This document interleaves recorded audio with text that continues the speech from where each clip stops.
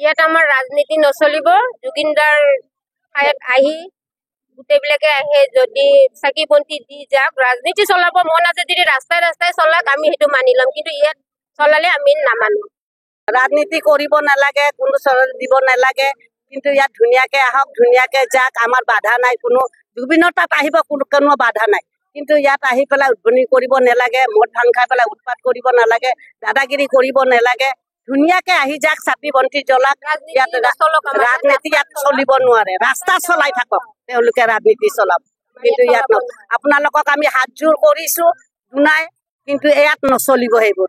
হয়, এইটো কোনো ইয়াত যিহেতু যোৱাকালি এটা ভিডিঅ'ত পাইছো, চাউল দালি নালাগে, কিন্তু ইয়াত আন্দোলন কৰাৰ স্থান এখন নহয়। তেওঁলোকে আন্দোলন কৰিব যাব পাৰে চচলত, যিহেতু আছে গুৱাহাটীত, তাত গৈ কেনে তেওঁলোকে তাতে ধৰ্ণা দিয়ক। তেওঁলোকক দালি নালাগে, চাউল নালাগে ক'ব পাৰে, কিন্তু ইয়াৰ জুবিন ক্ষেত্ৰত যিহেতু জুবিন ক্ষেত্ৰ হৈ থাকিব দিয়ক।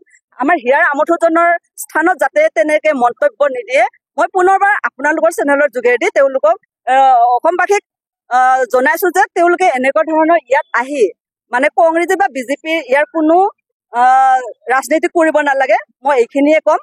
আৰু সকলোৱে আহক, ইয়াৰ আমঠুজনক চাব আহক, কিন্তু ইয়াত শ্লোগান নহ'ব, এইটো justice for only Zubeen Garg. এইটো জুবিনৰ মন্দিৰ হয়, তীৰ্থভূমি বুলি ভাবি লৈছো আমি ইয়াতৰ মহিলাবিলাক, কিন্তু ইয়াত আহি পেলাই ৰাজনীতি নচলিব। আৰু বাহিৰত ক'ব পাৰো, ইয়াত আহিলে জুবিনৰ কাৰণে তীৰ্থ বুলি আহিব লাগিব, অন্য মেল মিটিং ইয়াত নচলিব।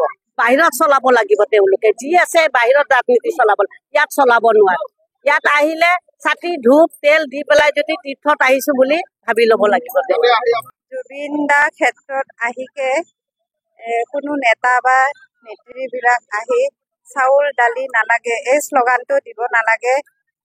আহাটো কাৰো কাৰণে বাধা নাই, সকলোৱে আহিব পাৰে, কিন্তু জুবিন ক্ষেত্ৰত জুবিনদাৰ কাৰণে আহি ধুনীয়াকৈ চাকি বন্তি ধূপ চুপ জ্বলাই শ্ৰদ্ধাঞ্জলি জনাই যাব লাগে, এয়া আহ্বান।